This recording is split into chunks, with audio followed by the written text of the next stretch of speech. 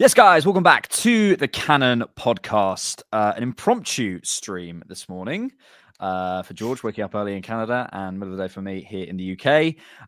We've had some news, some quite concerning news about Bukayo Saka. Here we are to react to it, to talk about it, to come to as many of your questions as possible. We were going to do a rewatch, so patrons, we're going to do something else a little bit later in the week, but we feel like this is probably better to respond to right now.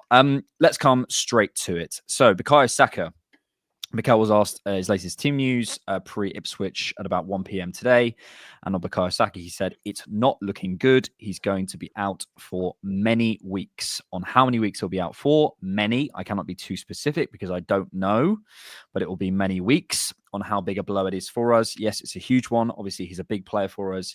You just have to see the impact that he has on the team. But it's going to be a really good exercise for all of us to think about ways to overcome another challenge because we've already had a lot in the season. What a lovely positive spin.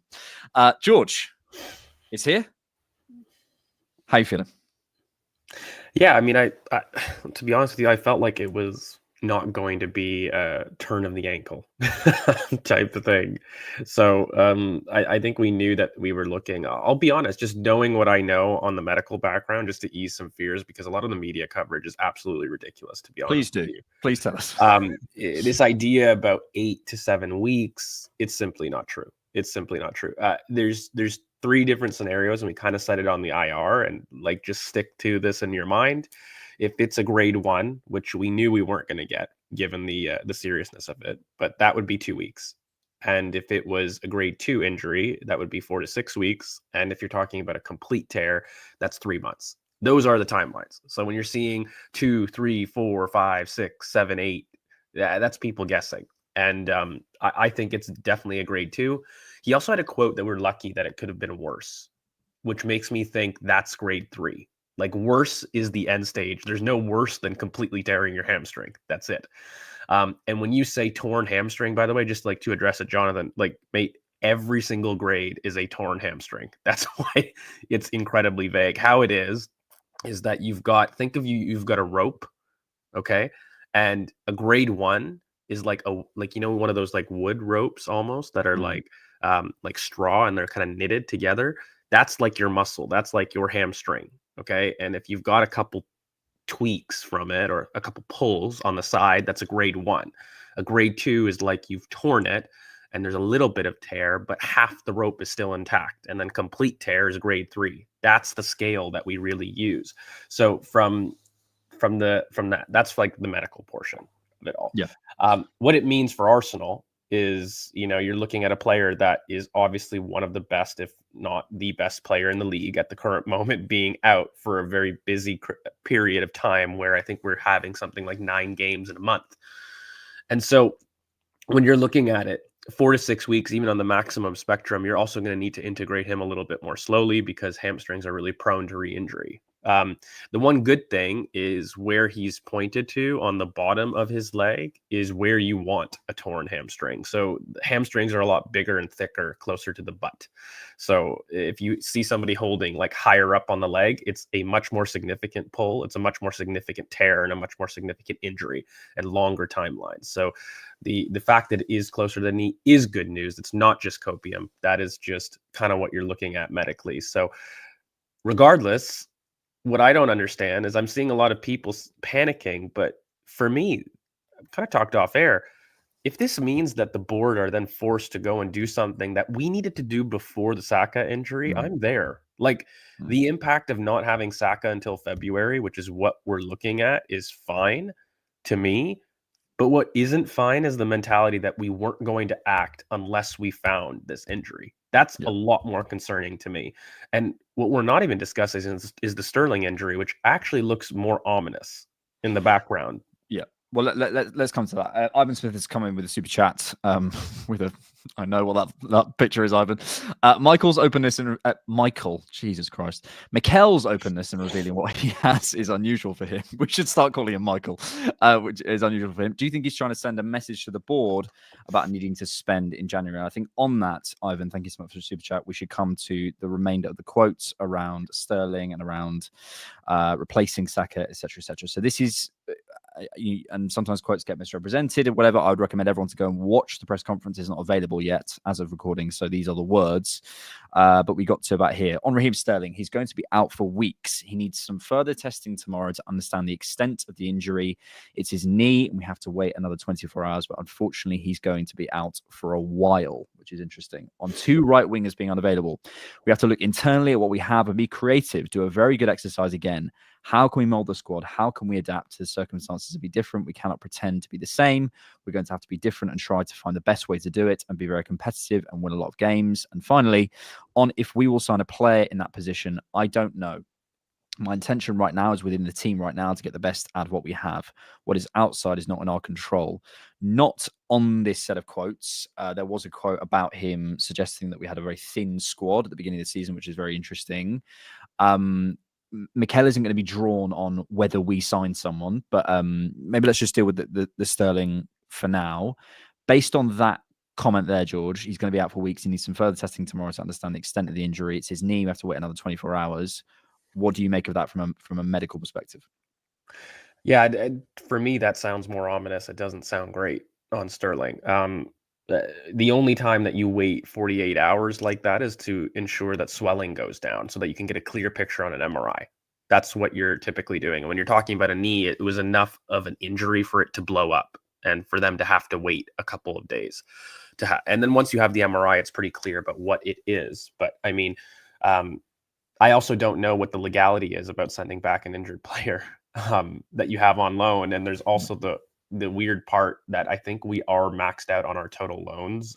Somebody in the comments may have to double check that. But, between Neto and Sterling, I don't know if we've got room for another loan. And so I also don't know if there's legality to send somebody back who's injured themselves, technically playing for you.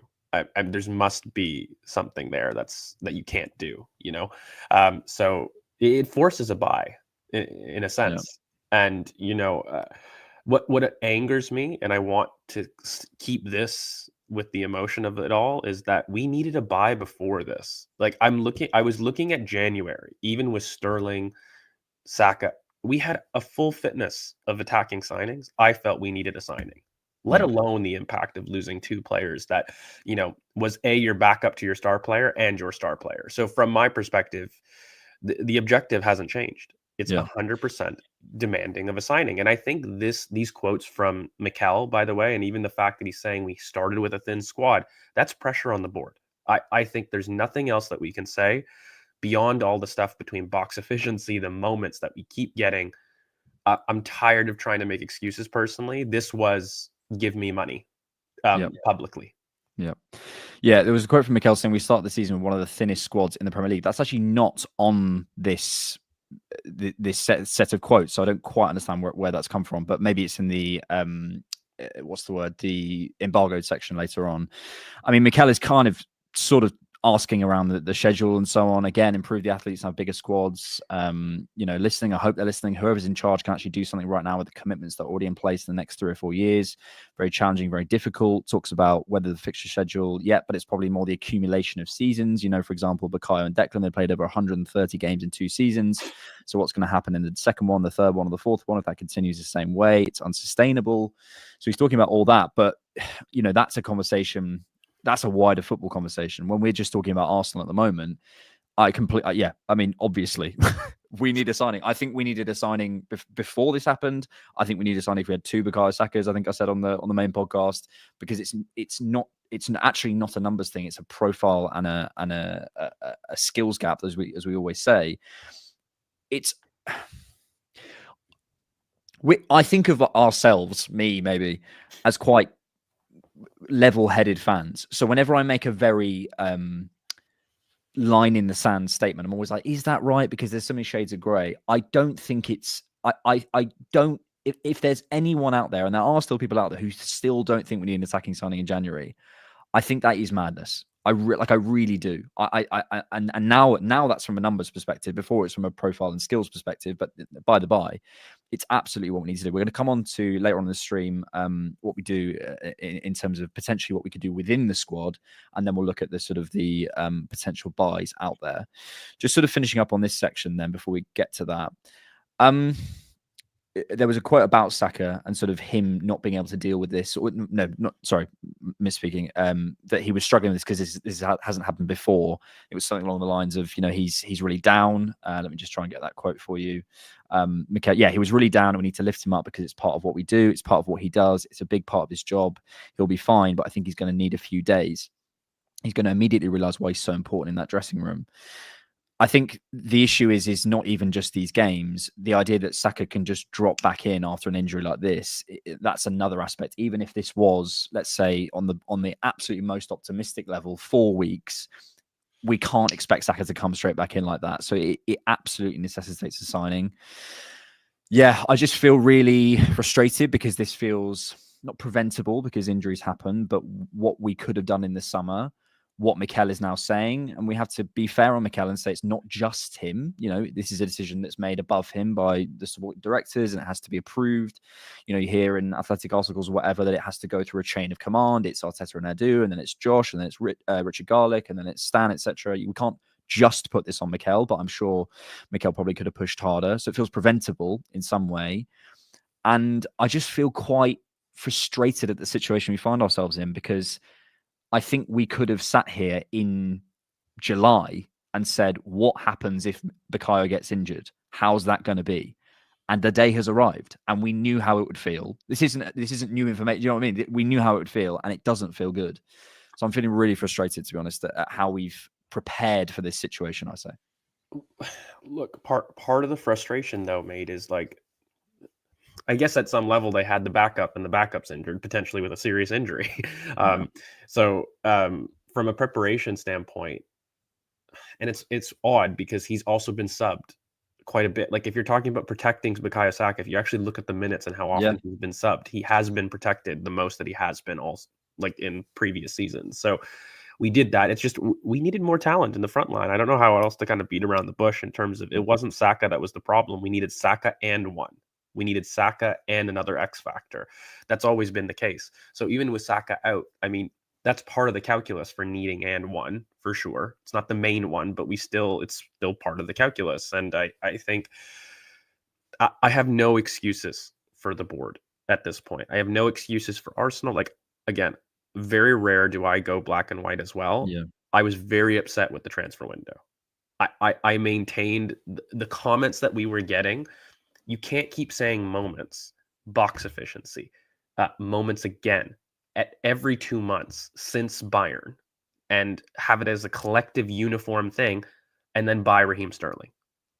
And it's not even his fault, but that doesn't line up. And then beyond that, so let's accept that that's your solution. Now that's injured, as well as your main player, who has been the best player not only in your team but potentially the Premier League, and he's out for a significant portion of time. When is a signing appropriate in January, by the way? If you're telling me as a motive that that's no longer doable, right? If that's the scenario that you're painting, when your main player, your backup, is both injured and you still don't react in the market, then when do you react? That's my only retort to people.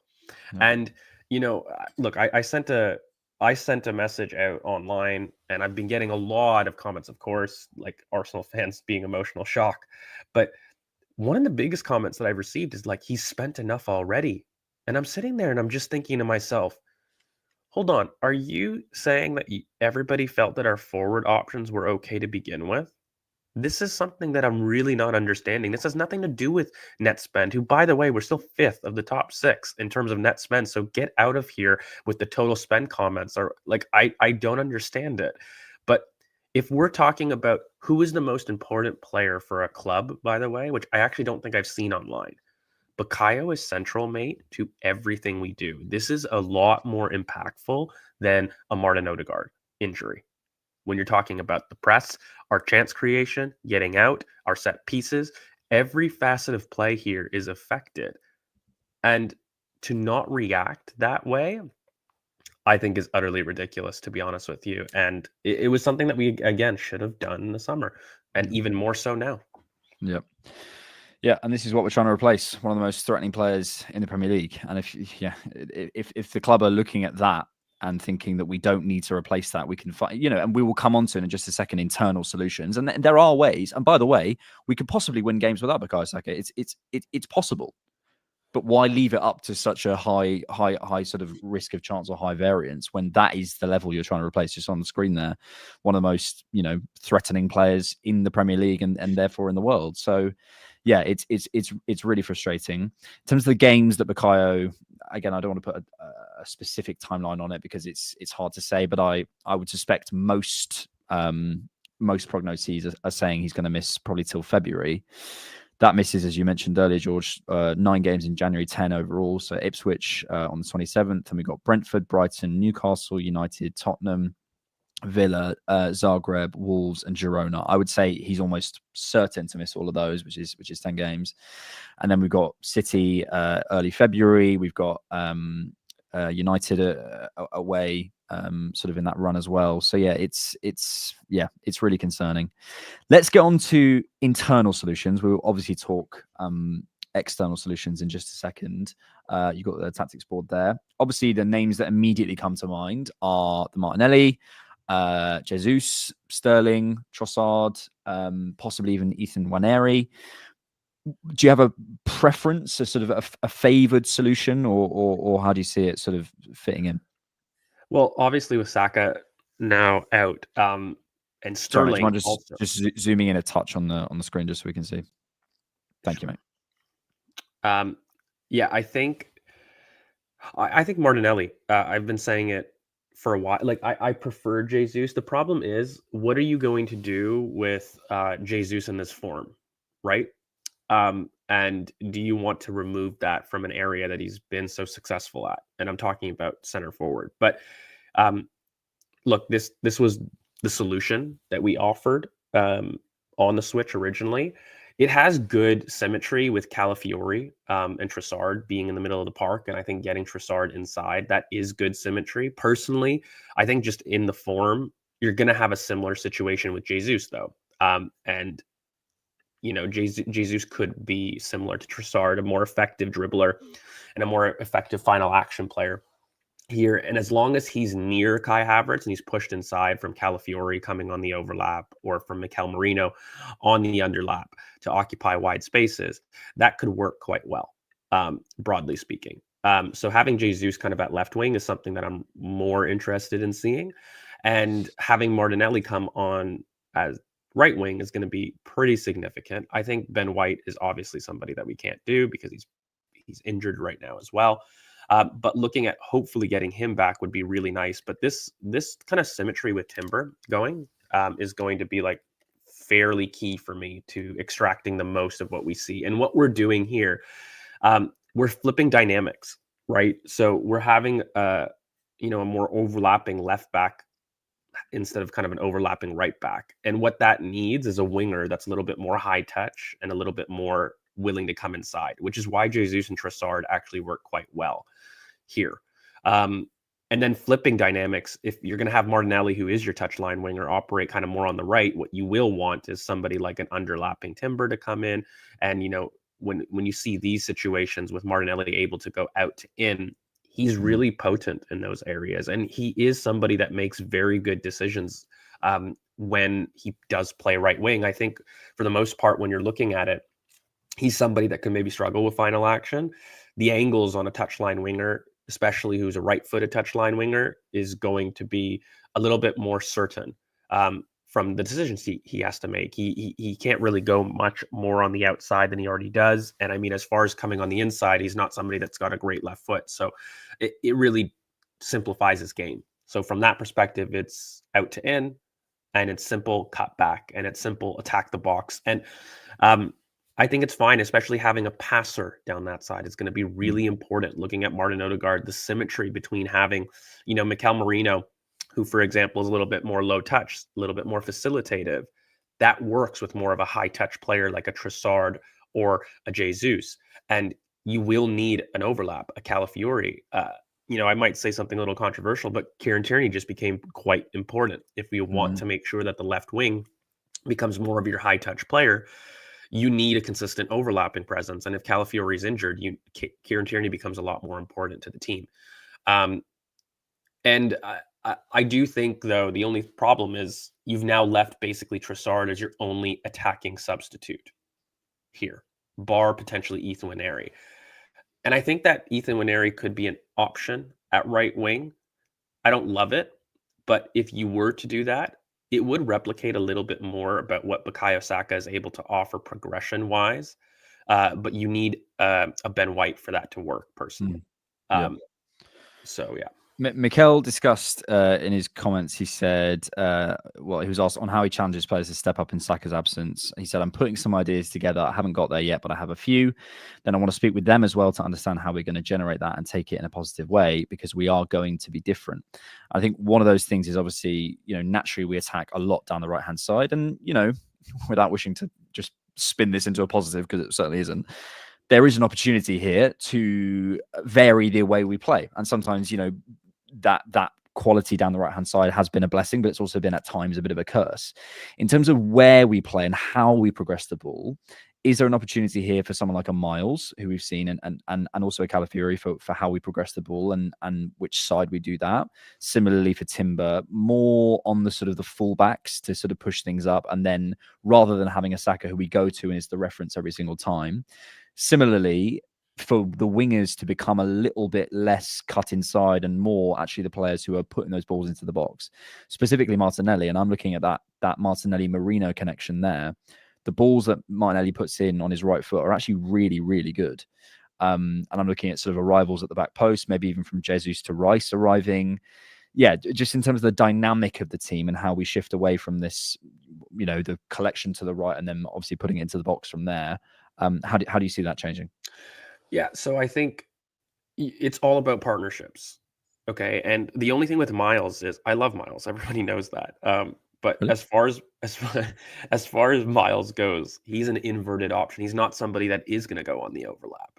So if you're going to do that, then the winger needs to be paired. It's really quite simple for me just to break it down. An inverted fullback should be paired with a touchline winger.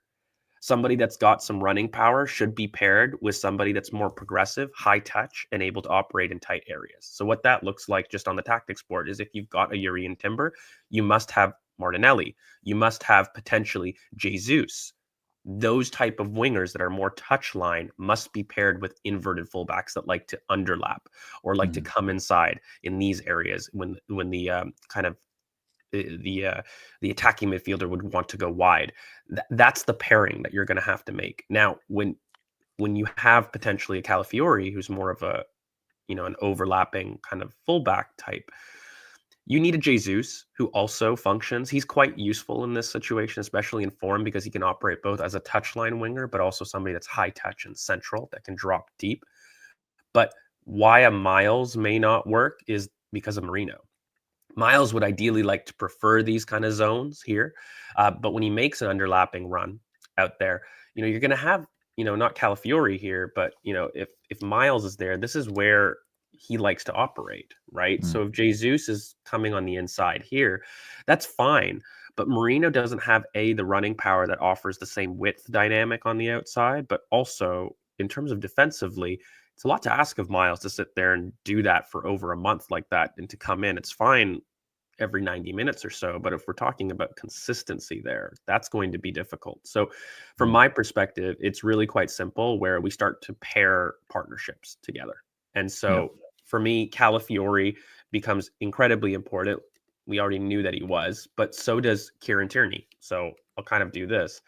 And I think when you've got this as a situation on the outside to keep your width, both Jesus and Trossard are both very flexible options on the left wing. And it does leave essentially Martinelli as that touchline winger, which works with Timber while, Ben White is out. And even if, I don't even know if Tomiyasu is going to come back, but there are probably market solutions that we can do. But I'll be honest, mate, having, four senior attackers fit isn't fun. And that's the reality. So when you talk about potentially Ethan Nwaneri coming in, right? Again, that's an inexperienced youth. You talk about Miles, inexperienced youth. I don't think you can go 6 months of a season, or sorry, not 6 months, but the next couple months of the season, in the next, 4 to 6 weeks, and just have 4 senior fit attackers. Yeah. And that leads us on to the market. So we will discuss some options and so on. Let's come to some comments. Marky JTI says it will be almost impossible to sign a top player in any position in January. Look, it's going to be. I don't agree. It's going to be hard. No one's saying it's going to be hard. But the job. What do you pay a recruitment team for? What do you pay agents' fees for? What do you pay? All you spend time preparing for scenarios. It would be negligent of the club to not have prepared for this scenario. Now, they haven't prepared on the pitch, but in terms of going into if they made the decision, actually, we're not going to move. Here's what we do in January if Saka gets injured, or here's what we do if Saka does his ACL, or here's what we do if the Mikel gets stuck in traffic and he can't end up at a game. You have to have a scenario for every single outcome. It is going to be hard, absolutely, and we might have to overpay. We might have to spend a lot of time going, look, this isn't going to be ideal, but here's how we deal with it in the summer. But for a team who are in the PSR position, I believe we are in, which is a very healthy one, for a team that are trying to compete at the top levels and are, if you look at our commercial revenues, you look at those, you look at the wage difference between us and other top teams, there is space. There is space to go and do something and maybe spend a little bit more than we should. Chelsea did that and look where they are. It's okay for us to go and spend a little bit when we're in a bit of a bad situation. We got ourselves in that situation. We've got to get ourselves out of that situation. If I'm hearing reliable reports saying Arsenal didn't do anything because they kind of accepted that, well, this is just unfortunate, and they didn't want to spend an extra 5 or 10 million on wages or 5 or 10 million on a transfer fee, I'm not having that. I really am not having that. This is a situation where we had to move before, and we absolutely have to move now. I said this before as well. If you're maybe feeling this and you're saying, yeah, but I'd love us to go and sign a Leao or a Kudus who's going to be £100 million in the summer. If we're going to do that in the summer, we're going to put that kind of outlay out on a player. We believe we have that level of gap, of skills gap. We believe that there is £100 million worth of talent that could impact this team. It's still there in January, and how much is the sort of the January tax? 10%, 15%, 20%? That is absolutely worth it, even before the injuries. And now look at us. So, yeah, it's going to be hard. No one's saying it isn't. But what do we pay the recruitment teams for? What do we pay the sporting director for? What do we pay the coach for? What do we pay? So anything hard anything worth doing is hard. Yeah, I disagree with this idea that we can't get anything done personally. And when you're looking at it, there are solutions. If you want to restrict it to just release clauses, I'll name you 3 players that have just release clauses: Ademola Lookman, Nico Williams, and Victor Osimhen.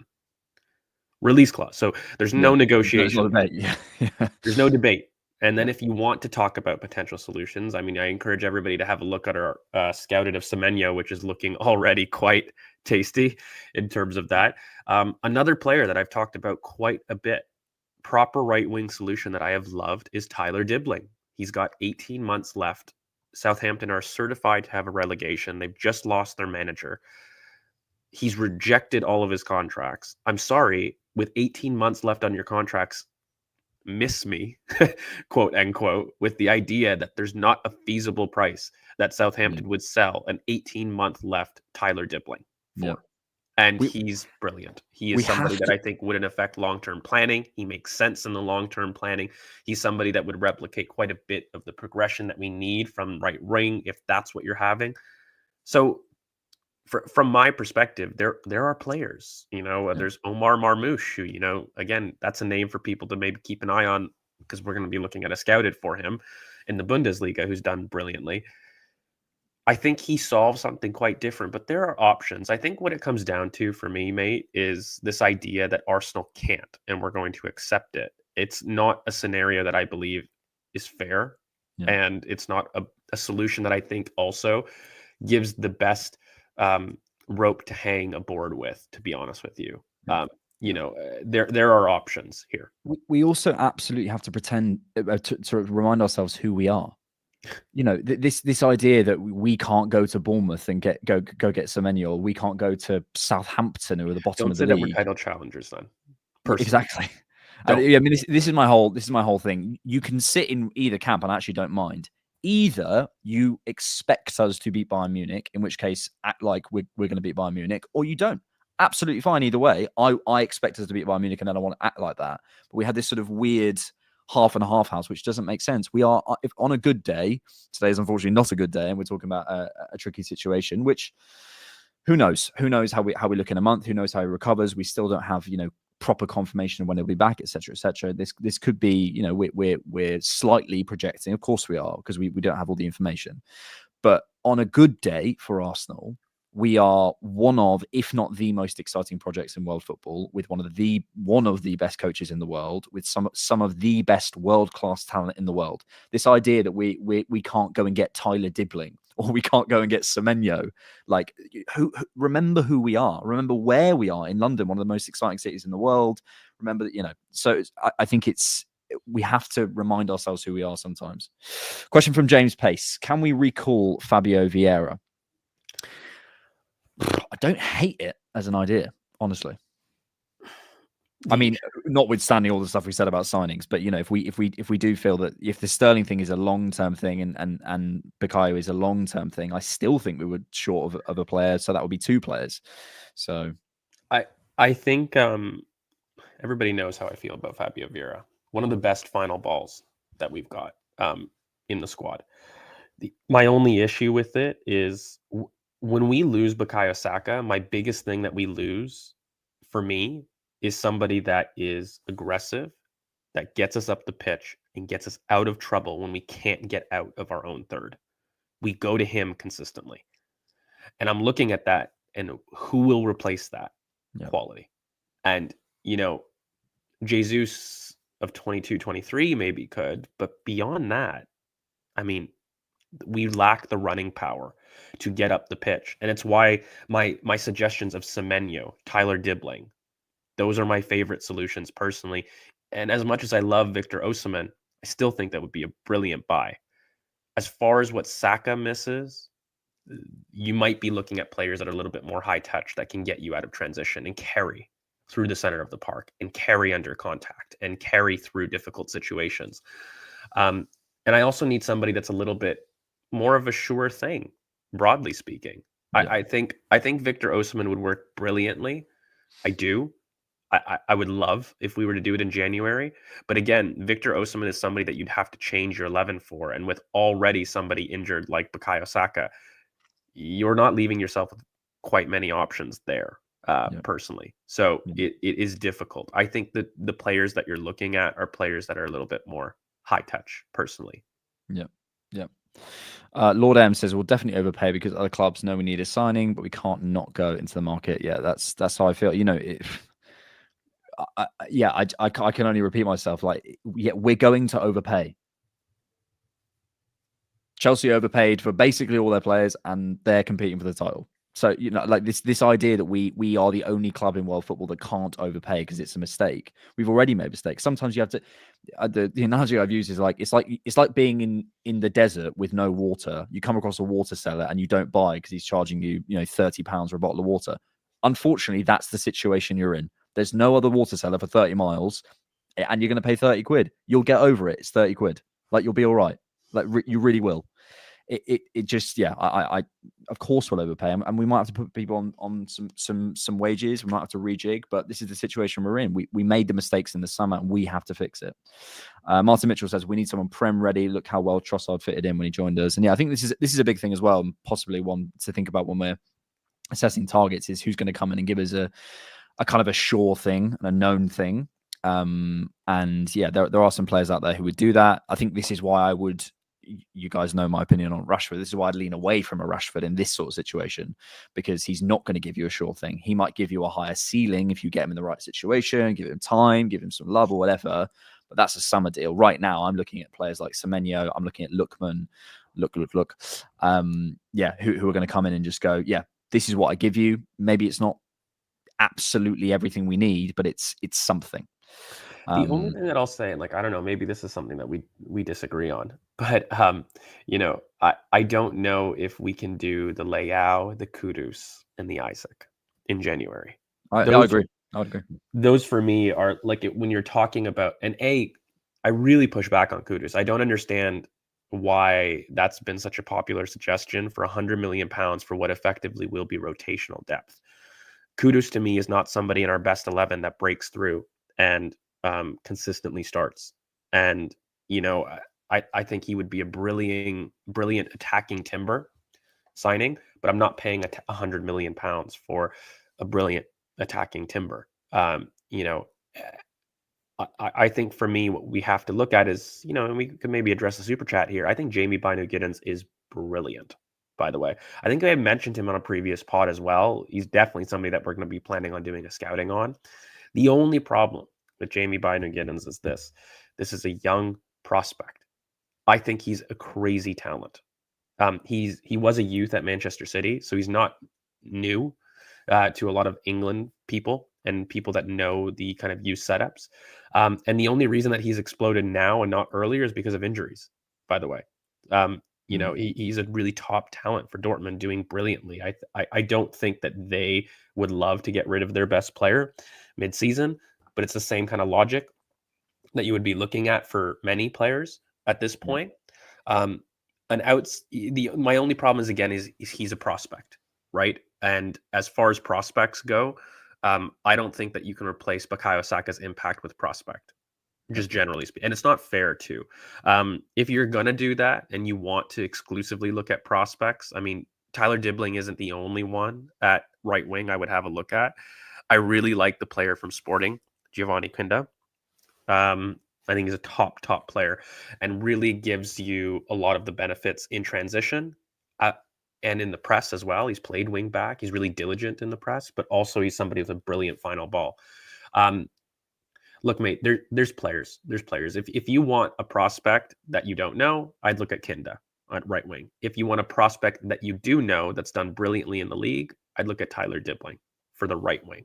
If you'd look at my favorite option, Antoine Semenyo, who I think is prem ready, prime age ready, and within a price bracket, you rock up to Bournemouth with £55 million, which is still brilliant value for money for me, for the player of his quality. Doesn't affect the long-term plans.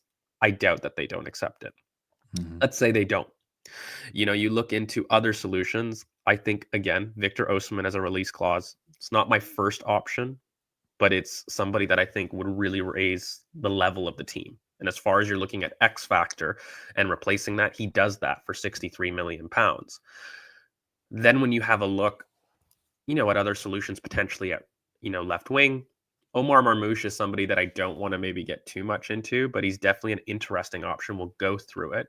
I would be excited about a Binu-Giddens. I just don't know if prospect is the way to handle this situation, personally. Yeah, and just to address something you said earlier, I agree that the £100 million plus talent is going to be very, very difficult to get in January because the clubs are probably going to hike up the prices to 150, 160. Yeah, and at that point, that's silly. But if there is an option to basically get it done just a bit sooner for an extra 10, 15 million, if that's on the table, then that's when I want us to be brave.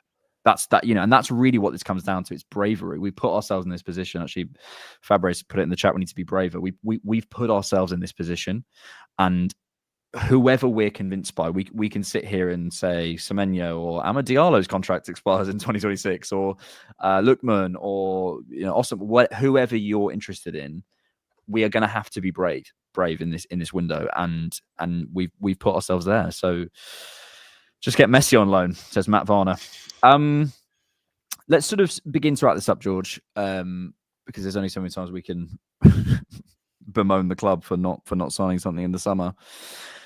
I mean, I'll just start with how I'm feeling. I mean, I just feel really, really frustrated that this is the position we're in when we've known about this issue for such a while. There's been a clear problem for a period of time, and there's always reasons not to do stuff, of course, because you say, well, if you platform Martinelli better, or you do this, but the club are employed to make these decisions and do the right thing, and they've got so much right for such a long period of time that to end up in this situation actually weirdly feels very un-Arsenal. It feels like a very un-Arsenal situation. It feels like it's a very Arsenal sort of 2006 to about 2020, 2021. But since we've been well run, it doesn't feel like that. If you look at how Liverpool handle things with, signings haven't worked out with Chiesa or whatever, but they've got stockpiles and stockpiles of talent. If you look at how Chelsea are, stockpiles and stockpiles of talent. If you look at City, they've found themselves out this season. I think there's a wider conversation there, but generally over the years, City have always got talent there. And to find ourselves in this situation, not being run as well as the other clubs, feels really, really demoralizing. Really demoralizing. Aside from the fact that, this is a player that we all love, and this is a player that we love to see play for us. He's such a great representative of Arsenal. It just leaves me feeling really down, frustrated. I do think there's a world in which we're okay. We saw green shoots against Crystal Palace. There's definitely a world where, as we've been calling for, Jesus and Sterling and Trossard, etc., step up. Martinelli comes in on the right and does really well.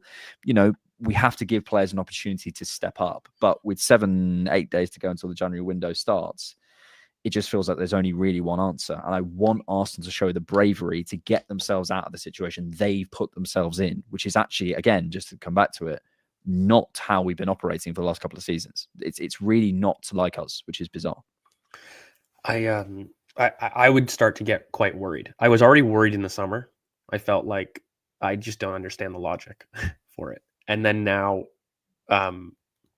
mate, this is why you pay people bucks.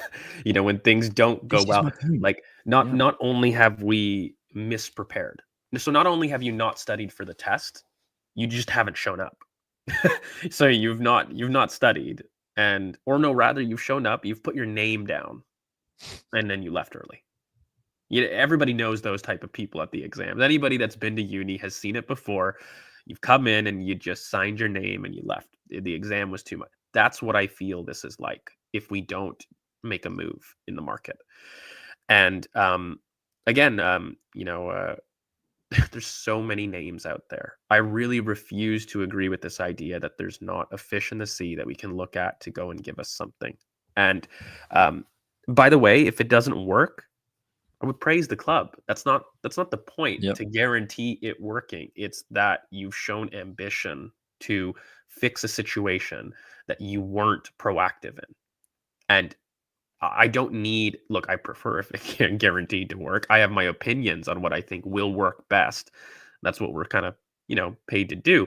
But if you don't do that and you just walk out of the exam and you give up without giving, like you've already arrived. I never understood people that did that personally. Never. It's a multiple choice test. Just put C. There's a chance that you get something. You've already failed. Why are you walking out within 2 to 5 minutes? And this is exactly what it feels like. And you give it the good college try. And, I think you limit your damage control as much as you can. That's what a good, smart club does. Not everything is predictable. I will say this, it's unlikely that Raheem Sterling and Bukayo Saka would both be injured in the exact same moment.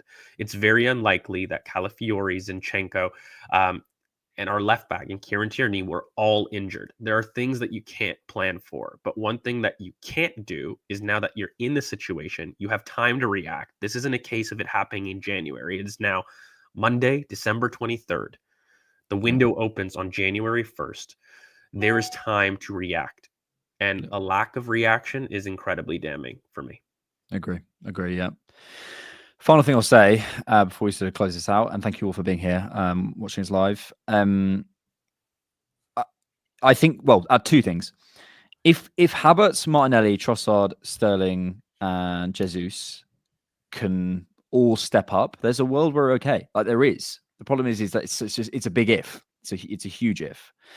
And as George was sort of saying, it's damage limitation. So the signing thing isn't a question. It's just that there is a world where they all step up. So also, I want to give them an opportunity to show, because Saka has been the main guy. And actually, so much of the play goes to the right-hand side. So much is through him. And we have to be fair. That takes away an opportunity from other players. We talked about it with Martinelli, but it also takes away the opportunity for other people to be the main guy. So let's give them the opportunity to be the main guy 100% while signing people. And the final thing I'll say is this. So, Mikel, I found it was in that quote. We have one of the thinnest squads in the league. That's for sure, Mikel Arteta. It's difficult, and I just want to close with this, to know where to put the blame. It's fair to put blame on Mikel, And he deserves some because he is involved in this chain of command that we talked about. But at some point, we can't put it all on Mikel. It can't just be Mikel didn't make the signing in the summer. It's not Mikel's HSBC bank account. It's Stan and Josh and then Richard Garlick and then Vinay at the time. And then, people who are stepping up and Edu and Jason Ito and the recruitment team and the medical team. People forget how much the medical team are involved in recruitment as well in terms of having to sort of sign off on things and give their opinion on how a player will react to Premier League football and how much football there is.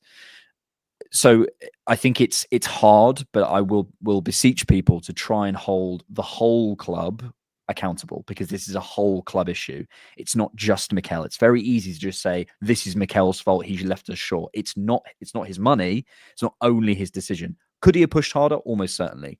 But it's not just him. And I think that's really key to remember, to look up and ask the board and the ownership of this club to do something because we're in a really tricky situation. I'll be honest, you can't have the opinion he didn't push hard for me with the quotes. I think he has. Now, look, whatever's gone into the relationship about why it struggled and why they're at odds, that's questions, but I can't answer that. That's speculation. I don't know. I'm not there. But no doubt, Mikel certainly is the one person that's consistently cited moments, box efficiency every 2 months since Bayern. And then this thin comment wasn't the case just now. He did the same thing in January. This is a person that has consistently pushed for sign. The one thing you can maybe blame Mikel for is wasted assets in certain moves. Sure, every manager has done that. But from a perspective of pushing and demanding, there's not been a more consistently demanding manager as far as transfers go. And people forget this. He wanted a defender last January. He wanted it. He made the comment when Declan Rice was put very publicly at center back. That was a message to the board. This is somebody who challenges the upper brass. My question is, I really push back on this idea that he's reaped what he sowed because you have a look at the broad picture. Mate, we finished the best we had done in the Premier League. We had set records, okay? We just updated our sponsorship revenue to break commercial revenue records. The idea our financial books are in worry is a fallacy. It is not true. The books are fine. The books are great. They're very healthy, by the way. So it's not that. There was, and I think that there was a little bit of politics going on, but I don't think that that's fair to then excuse the lack of outcome. And, whoever you want to blame, I think they're all blameful kind of thing. And, the one thing that I do want to encourage is I'm with you. I want to end on a positive note because I believe that as far as solutions goes, we actually have solutions in the squad. We're lucky enough to have solutions in the squad that I think will work very well. And I think that will replicate quite a bit of output. The thing that I'm worried about is I want us to show the ambition because I want this title. I want a title. I want the trophy. And as far as standards go, what's crazy to me is the same people that are criticizing the club for not winning trophies are also criticizing Mikel and said he made his bed, reap what you sow. It's the same thing. So from my perspective, go out, do what you can to limit the damage as much as you can. January the window rather, is a week away from opening. You have time to react. Go and try to react in your squad. Do what you can in the squad, but go out with the intent to at least make a move that you feel is good. I think we've generated a bunch of solutions. I will maintain, I think Antoine Semenyo is the best solution for me as far as combining prime age, usefulness in the league, a price point that I like. I think Tyler Dibbling is a slightly cheaper, very good alternate with the same idea of keeping it Premier League based, having experience that walks in, knows the league, and can perform at the level. And I think if you're going to go into something where you're going to ignore all negotiations like that, and you really need to have release clauses, you have Ademola Lookman, who is right there, who's got a 55 million euro release clause. You've got Victor Osimhen, who's got a 63 million pound release clause. I think that there's scope to demand this. The board must make a signing with a budget of at least 65 million pounds. I'm not asking for 100 million pounds, but I think we should absolutely be able to go and demand what we spent in January of 2023, which was 63 million pounds. Sounds like an awesome. Yeah. Yeah. It's and also early, because I think especially if we play a release clause on deadline day, I'm gonna murder someone. Okay, let's try and stay positive. It's a long season. Saka will be back before the end of it, and we have a lot of talent in the squad. We need to add to it. We're not, of course, we do. But we do have a lot of talent in the squad, and it's time for them to step up. It's time for us to see. We sat on the main podcast last night talking about how I want to see more from Jesus before I start to forgive him for his crimes. Jesus, now's your time, mate. You're 27 years old. You're a four-time Premier League winner. Now is your time to step up. Same with Havertz. You're a big boy now. Martinelli, you're not a kid anymore. Trossard, you're experienced international. These are the guys who need to step up during this time. But yeah, we will see. We'll see. Thank you all for being here. We'll be back with TCP Live. It's probably the next thing on Thursday. We're going to do a rewatch. We'll sort of rejig the schedule and get something out for patrons and YouTube members. If you want to join as a Patreon or YouTube member, please make sure you do.